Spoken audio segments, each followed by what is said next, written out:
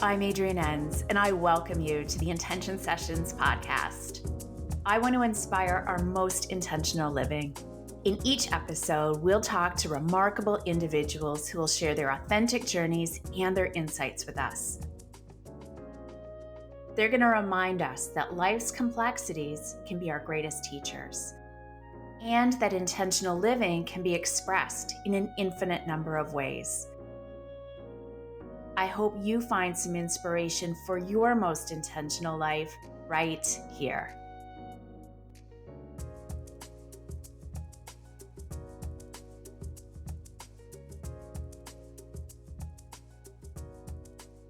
Today on the podcast, we have the very lovely Kate Goulding. Kate Goulding is a British-born surface pattern and wallpaper designer based near Kingston, Ontario. Fascinated by the small details in daily life and the beauty of her natural surroundings, Kate unites the world as she sees it with her passion for interior design. All of her artwork is forged by hand using brushes, ink, and fine line pen on thin transparencies on a light table. Kate's designs can be found on collections of wallpaper, textiles, and she also works with clients to create custom designs for special projects.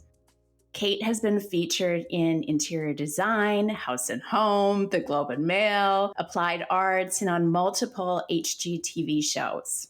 Her clients include places like Shopify and Random House and Balzac's Coffee Roasters.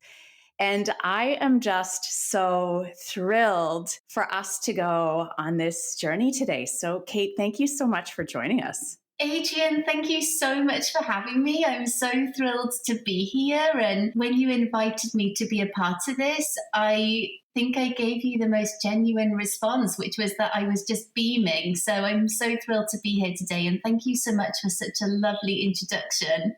My pleasure. And I was also beaming because I'm always wanting to talk to people who inspire me and who I'm very fond of and who are just exemplifying intentional living in really awesome ways. And as we were discussing, we met in what feels like lifetimes ago under different circumstances. So it is super fun to be reconnected and watching your work in the world. So when I was creating your intro, I specifically edited a few things out because I wanted you to share, let's start at the beginning. So what were your earliest inspirations to the work that you're doing today?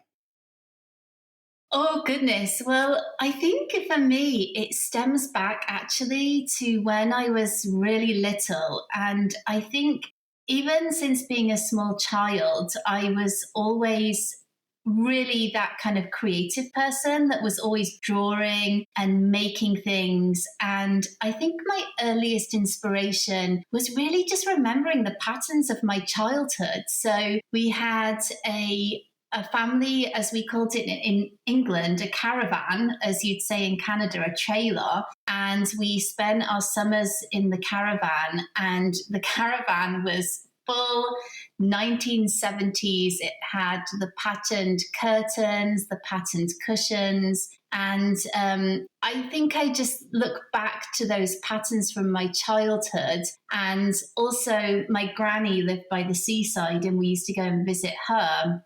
And the room we stayed in had this amazing, but probably quite tacky toile de gis wallpaper and curtains. And I think I just used to lay there staring at them and looking at the little details and the repeat patterns. And I really genuinely can see how those kind of beginnings and being surrounded by those patterns in really inspired me at an early age, I think.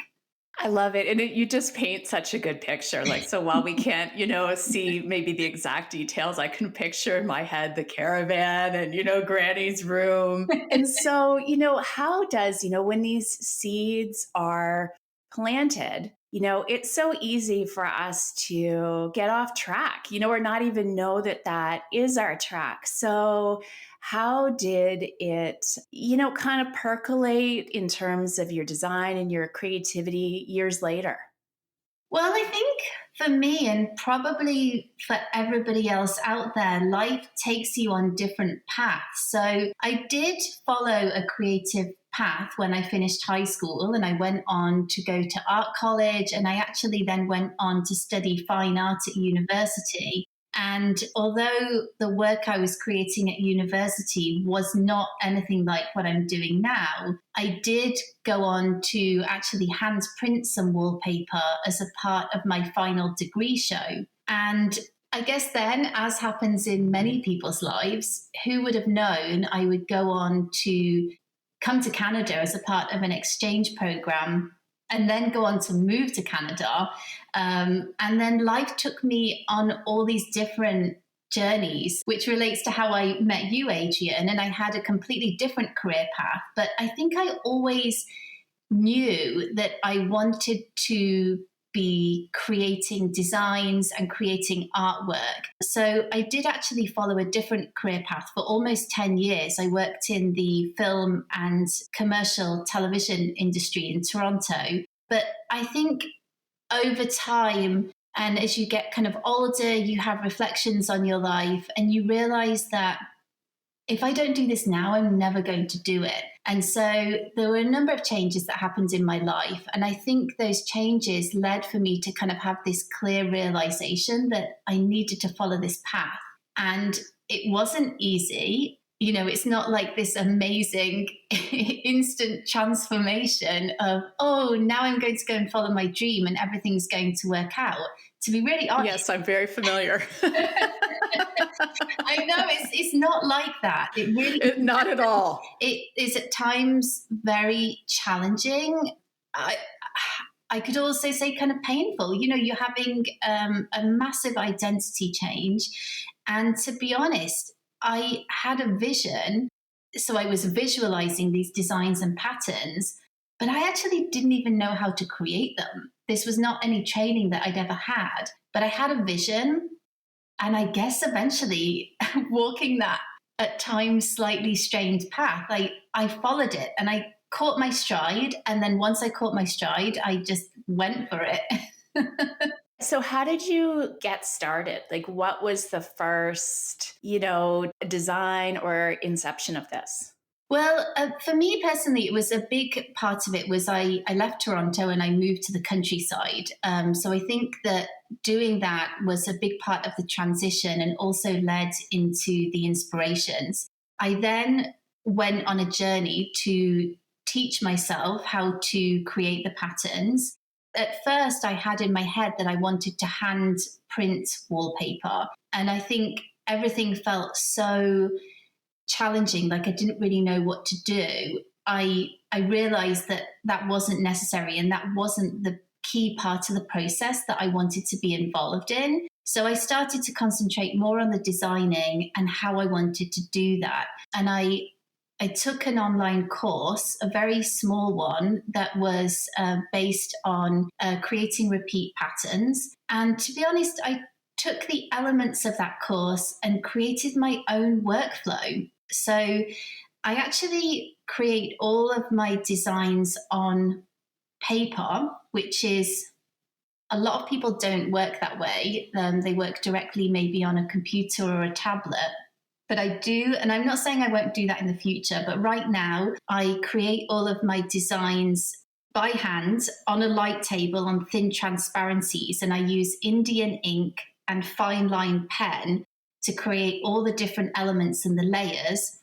And then I scan the layers into my computer where I add the color, create the motifs, and then finally the repeat pattern. So it's a bit of a mouthful. And to be honest, it's also a bit of a process. It's extremely time consuming, but I think that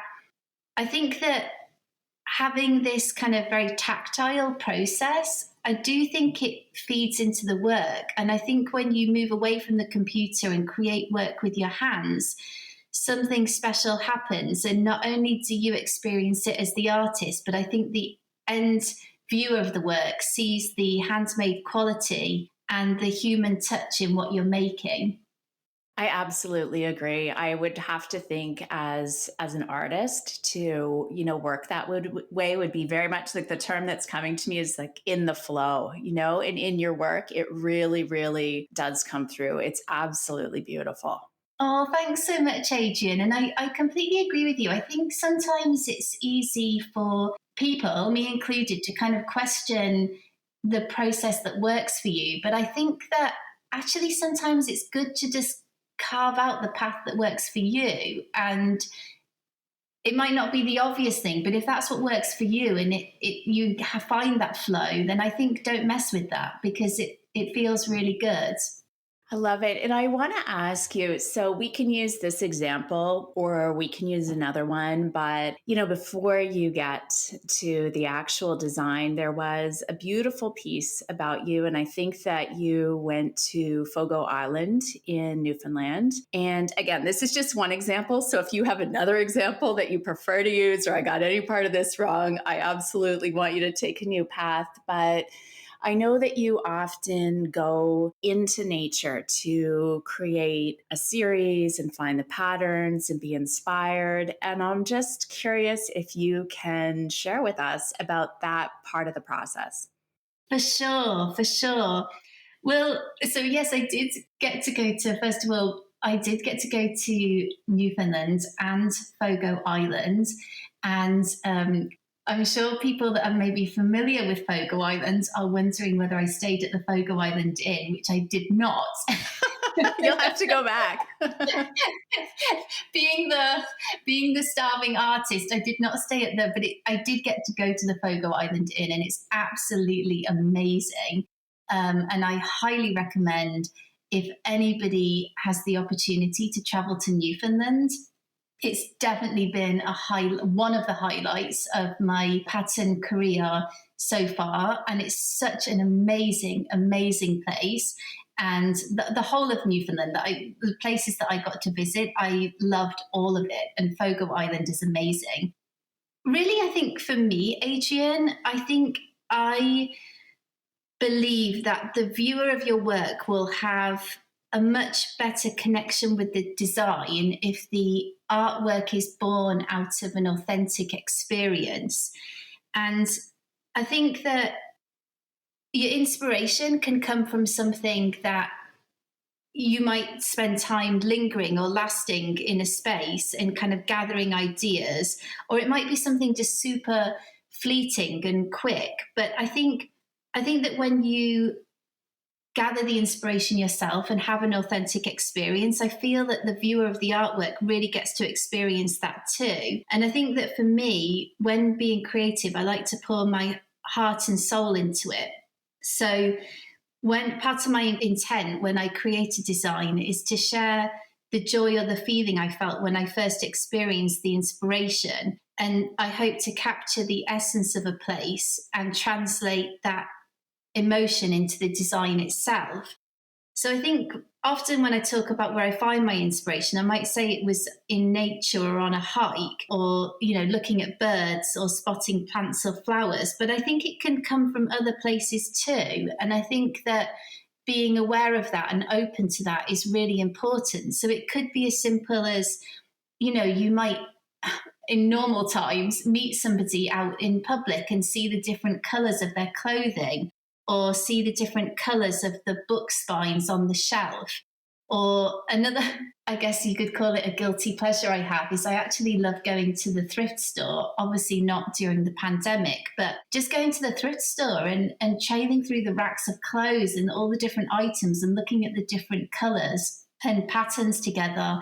And even something as simple as that can really be a great place to find inspiration and just kind of open your eyes to what's out there. But I definitely think that the most important thing is to be authentically yourself. And I think when you're true to yourself and you send that energy out into the world, you will connect with other like-minded people who share maybe a similar vibration. And I think if you create work that comes from your heart and true emotion, your audience will connect with it and ultimately with you. So I guess that's part of my intention, and I hope that feeds through into the work. It absolutely does. And what I hear you saying too is, it's so much about just being really present, right? Yes. You could be at the thrift shop, sometimes we just have something in mind and it may not even be the right thing for us, so we'll rifle through a rack or something. And so I hear you saying quite the opposite is like, with no agenda, just really like take your time and look and then notice the colors or the fabric or the texture. Maybe there's a pull in a sweater, and just really be open to, the raw beauty and inspiration that's there. I think that's it. I think that's it. And I think that's why also, I think, lots of my designs have been inspired by nature, but I don't want to put myself in that box. And I've also created, for example, my luncheon collection was inspired by kind of a summery luncheon date with friends. And, one of the designs is inspired by a seafood pasta. So it's something completely different. But I think it's about creating something that's heartfelt and meaningful to you. And yeah, definitely agree. I think it's about being present and opening your eyes and just looking at what's out there. I love it. So, for the people listening and using the example that you just gave, the summertime luncheon, like what can you describe what that collection looks like? Yes, I can. And it's going to sound a bit strange because, yes, we are talking about wallpaper designs. So, that collection, I created it after my husband and I took a trip to Portugal, and we got to spend this amazing time just exploring Portugal and the vibrant colors, and eating all the amazing seafood. We're big seafood fans. And the collection, I kind of picked up specific elements, but I wanted the collection to be inspired by that kind of light, summery feeling of, yeah, kind of meeting friends for lunch. So there's a design called Orange Blossom, which features oranges and blossoms. There's a sardine design, which features a shoal of sardines that kind of span across the paper. There's a design which is inspired by a tablecloth, which is kind of more of a graphic pattern. And then there's actually a charcuterie design, which has slices of meat. And like I said, a design that's inspired by a seafood pasta called Frutti di Mar. I love it. So it's kind of fun. And I think maybe people wouldn't associate elements like that with motifs for wallpaper, but it's actually been very well received. And I think it stems back again to creating something that is meaningful and tells a story. And I think quite often those stories do relate to other people too, and they find that meaning in it, and it captures an emotion in them. It really does. When I look at your designs, I'm thinking I love the orange blossom one. It really stands out to me. And I don't know if I've seen all those other ones. I've seen a few of them, but I feel the joy. Like I just feel like they're cheerful and have this energy, but also a softness to them. They're just, they're so gorgeous. Oh, thank you so much, Adrian. And then my question is like, as someone who is also creative and full of ideas, like, how do you edit? Like, is that hard? Well, I think the process for me quite often is I start to gather ideas, and I quite often gather them in the form of a collection. So a number of the designs in the luncheon collection, although it came together after the trip to Portugal, I've been kind of gathering and manifesting a lot of these ideas over a long time. And so I think in my notebook, I pop things down, pop ideas down, and I might kind of scribble extra things. So it could be colors, it could be patterns, it could be sounds, and just different elements.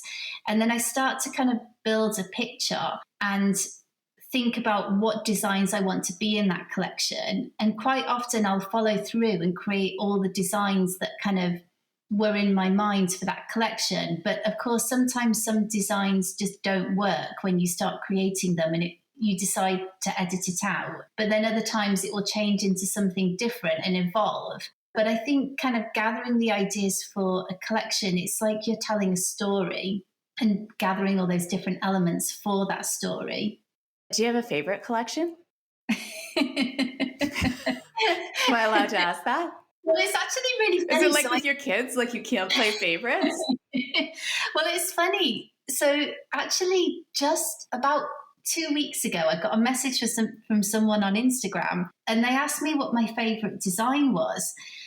And I had to say to her, I said, I think that's the first time anybody's actually asked me that, because I think often people will say, oh, this is my favorite design of yours. And they'll tell me what their favorite design is, but nobody had really asked me before.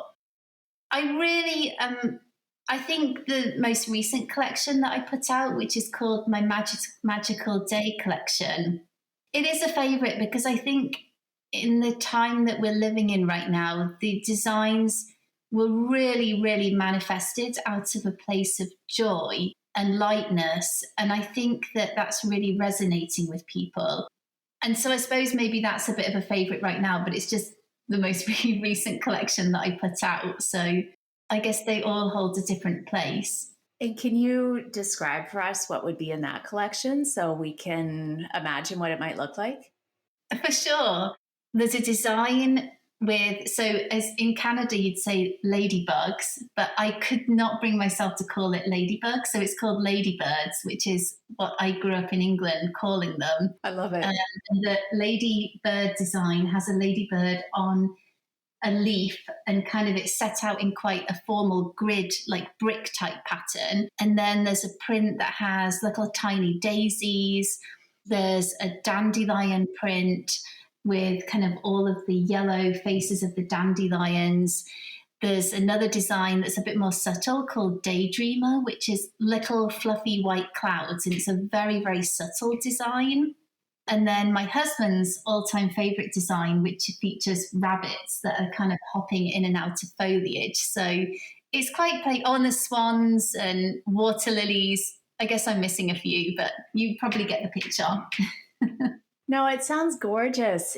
I love the expansiveness of this creative process, because I'm curious to ask you too. I want to, in a moment, talk about, our living spaces and design and how it, affects us. But my first question is, so how does it feel, when you walk into a space and see the wallpaper in a room?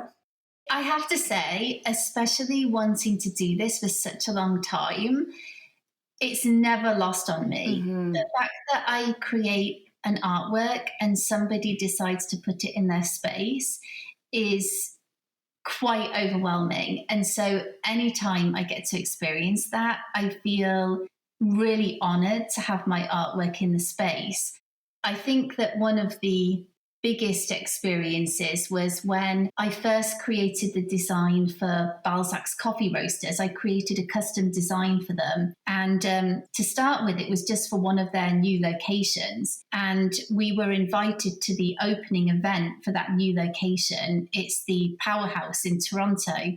And so my husband and I drove to the city, and we arrived actually a few minutes late, and it was already dark outside. And we pulled the car up outside, and you could see all of these people milling at this cocktail party, the silhouettes of them, flanked in the background by this lit up wall with my wallpaper on it. And I'm not going to lie, I nearly had a bit of a moment. Yeah. It was just really exhilarating and exciting, and to kind of then enter into this cocktail party, and there's this wall of my wallpaper, which of course, this was a big design process, and myself and the president, I created the design and we did all the tests, but to see it actually in the space and see it for the first time in the space at this party, it was really quite special. And I think I had the same experience. I got to visit the Shopify offices in Ottawa, and they used a number of my different wallpapers there. And it was exhilarating. I'm not going to downplay it. It felt really, really special. And I felt really honored that my work was included in these beautiful spaces. It's just incredible, and it is exhilarating, and it shouldn't be downplayed. And then the part that I also love is, when you create something so soulfully, it also, to me, it takes on a life of its own, right? It's going to inspire all sorts of individuals going into these places in so many different ways. I think so too. And I think to myself, wouldn't it be wonderful if we could make the normal special? And I just think when you make personal, crafted works of art and you share them with the world, the emotional connection feeds through the maker and to all the people that gets to experience it. And I think that when we do this, I think that, the world really does become more textured and meaningful. Absolutely. So, and with that, I'd love to hear your thoughts on, yeah, like creating intentional, beautiful spaces. And yeah, just elaborate on why you think it's so important. Like, what effect does it have on us? Well, I think it really does actually have a big effect. I think that design can be a really powerful thing. And I think that right now, I think our modern lives can be so busy and stressful and quite often isolating for a lot of people. And I think that so many elements of life are moving to smooth things out and make it more quicker and automated and everything kind of faster. And I think that people are yearning for something more unique and personal and sensual. And I think our homes can bring out the best in us and make us feel comforted in times of stress, and also uplift and energize and inspire us when we're feeling maybe somber or pessimistic. And I do think that different color palettes and patterns and scale and texture can have a real effect on our mood. I mean, I guess this is a kind of ideal way of thinking, but I do think that every home should be a coveted haven for relaxation, for safety, and a space to feel lightness and joy. And I do think as well that, especially during this really challenging time when many people, their living spaces have shifted to become living and working and schooling, I think that more than ever, people are realizing that we need to have living spaces which really nurture well being and enhance our lives. So I think for me, I don't think that good design should be a space which is so curated you can't inhabit it with ease and joy. I think that our home should be an expression of ourselves in a space which facilitates, the life that we love to live, which will be so different for many people. But I think it should be comfortable and restorative, a space for healing and bringing people together. And again, I really do think that art and design that's been created with care and love has the power to create a warm and inviting space and the ability to connect people on a human level. And in many ways, artwork can change how we interact with the world. Yeah, I would like to think that my wallpaper designs could bring joy and personality into a home. And I do think our comfort has a direct effect on our emotional state and can set the tone for how everything else in our lives unfolds. Yeah, I think for me, I don't have any doubt that surrounding ourselves with the things that bring us joy in our living spaces can truly help to nurture us and create a positive structure for the rest of our lives. So it sounds a bit dramatic, but I do think it's the case. I absolutely agree. Like, and to your point, it doesn't need to be, curated or, we remember when we were little, there's things are not to touch, I agree with you, like Yeah. this beautiful, inspired living space, whatever that looks like, and that just really, yeah, does feel like safe and emotional and you want to gather and feels good. I think so too. And I think for me, I want to create something that feels really kind of coveted and special. And yeah, I actually had a really special lady in my life growing up in England, and she lived on my street, and her name was Mrs. Brebb. Unfortunately, she's passed away now, but she played a really special role in my life, and she shared her wisdom with me through my childhood. And then when I moved to Canada, we went on to write to each other. But in England, people would describe a renovation that includes things like, painting the walls or new carpets or curtains as decorating the house. But Mrs. Brebb used to call it beautifying. And she even said when the contractors were coming over, she'd say, "Oh, I've got the beautifiers coming in." I love it. I just think, exactly, I just think, how special is that? And she was such a wise and beautiful person, and her home was carefully appointed with these cherished antiques and beautiful patterned fabrics. And I do often think of her and her beautifiers, and I would love to think that maybe my work could be beautifying someone's home and bringing, a light and joyful energy. Absolutely. And I'm curious, the question that is just top of mind is there like a spot in your house that just is your favorite nook or room or space that is light and joyful? Yes, there is. And I'm laughing. I feel like in answering this question, I need to answer a question that you didn't even ask. Go for it. So many people think that my husband and I probably live in a house that's clad with wallpaper everywhere. It had crossed my mind. I know I didn't ask, but I was like, it could be one of two extremes, of it's everywhere and blinding, or it's nowhere. I'm laughing, so I feel like I need to address that to truthfully answer the question. Yes, so, please set the context for us. So actually our house, I'm in my studio right now, which is in the lower part of our house. And I think that I feel very lucky where we live. We have a really bright and open house. And in the wintertime, we can actually see Lake Ontario, which is amazing. So that's very special. But I think our studio, so I share my studio with my husband.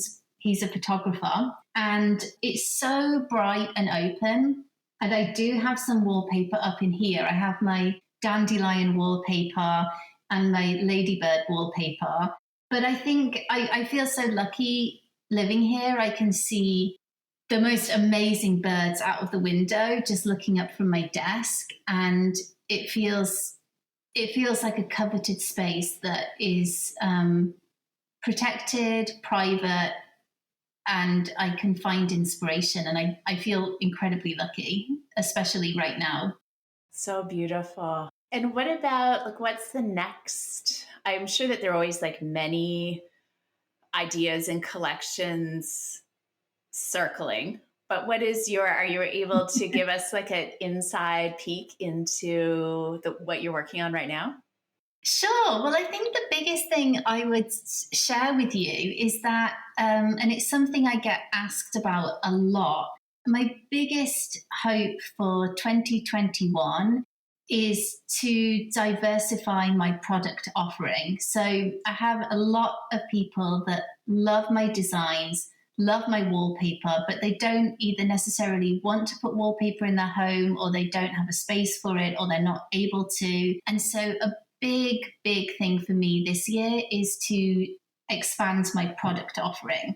So I'm hoping very much to be able to have news on that soon. And of course, at the same time, I'm working on some new designs. So it's about finding a balance, especially when I'm sure it's the same for you running your own business. It would be great if there was a team of different people that could be working on the different elements while I was just, doing all the finding inspiration and designing. But, of course, it doesn't work quite like that. So you have to find a balance. So I am working on some new designs. And big thing for me right now is hoping to have some announcements of some new products. So Yeah. It's amazing. I can see that, because yeah, maybe everybody wallpaper is just not, yeah, like accessible or it doesn't make sense for them. So being able to enjoy all of your beautiful patterns and designs in other ways or in smaller ways, or in gifting Yeah. ways is just it's really amazing. Yeah, I'm really excited about it. So fingers crossed, hopefully I'll have some exciting news soon on that front. That's amazing. Kate, I just want to thank you so much for just giving us this glimpse into your process. I don't know how anybody could not listen to you and just feel like that beaming and the light and the joy. And I love that you are like really recognizing the beauty that is around us and really, bringing it back to the forefront in such a beautiful way to remind us. Like, I just find sometimes I'm looking at your work and I'm like, oh, I wonder what inspired that, or would I have noticed that, or would I have seen it that way? And it always just gives me pause to think and enjoy and reflect. So I'm just really grateful for your artistry.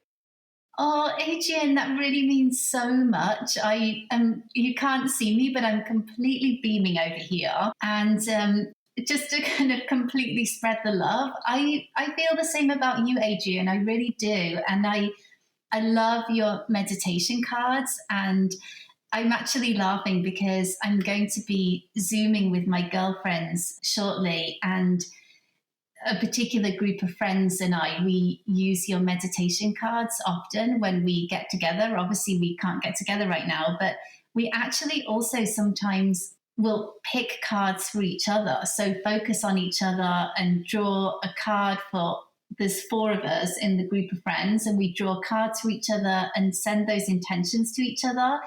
And honestly, it brings us so much joy. So I think when I tell them that I'm a part of this podcast with you today, they're going to be really excited. That's so awesome. And when you say that, I wasn't even going to say anything because I was like, Adrian, this podcast is not about you. But that brings me a lot of joy. So when you were describing, yeah, like, seeing your wallpaper in a place, I get the same feeling and it never dulls of when people are using the cards and sharing them and inspired by them. Like, I'm just like, it's just the greatest thing. Well, I think I can relate to that actually because I do feel when I read the descriptions for the cards, I know they were written by you. And you're right, it's that exact same thing. It's showing somebody that you care. And even if for people that are using the cards that don't know you at all, it doesn't matter. They are feeling your care and the intention that you put into creating them. And it's really special. I think it is very special. Yeah, and just like you, like just being in that creative flow and yeah, like keeping the notes and having all kinds of pictures and projects and like, it's just that whole, for me, the mess of the creative process I really like. I love that too. I love that too. It's the fun part. Yeah, because you're like, what is this going to turn into? And yeah, it's not always clear. So thank you so much for saying that. And in the show notes, we're going to point everybody in your direction. But if you want to share like where it is best for them to find you, and also, if there's anything that didn't get said today or some final words of inspiration or thoughts that you want to share, I invite you to do that. For sure. Well, thank you so much, Adrian. My pleasure. People can find me either on my website, which is kategolding.ca. And I'm also mainly on Instagram, which is simply at Kate Golding. And I think if there was any kind of closing thoughts I would give, I think that it's to, especially right now, and I think for everybody, nurturing creativity is more important than ever. And I think that developing a creative outlet is something that everybody can do. Some people don't see themselves as creative, but I think everybody has a creative side to them. And I think just, entering into a creative zone doesn't necessarily mean drawing or creating an artwork. It can just be something as simple as making something with your hands or taking the time to see something in a different way and taking pleasure in that. And I hope that, I think in this time right now, many of us are looking for moments of comfort. And I hope that maybe following some of these practices might be helpful for everybody. That was very well said, and I couldn't agree more. Kate, thank you so much. Thank you so much, Adrienne. This has just been a joy. Thank you. Thank you.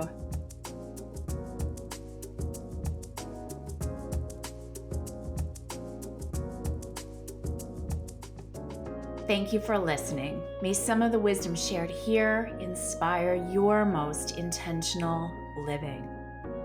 For more information about this episode, this podcast, intentional living, and my work in the world, please visit mayyouknowjoy.com. You can also find my May You Know Joy and Seeds of Intention cards there, and my book, Intentional Days. You'll also find details for the Intentional Days membership, where you can gain access to a thriving community of intentional souls and lots of regular inspiration. I've got you covered. Until next time, I wish you great joy and many intentional days.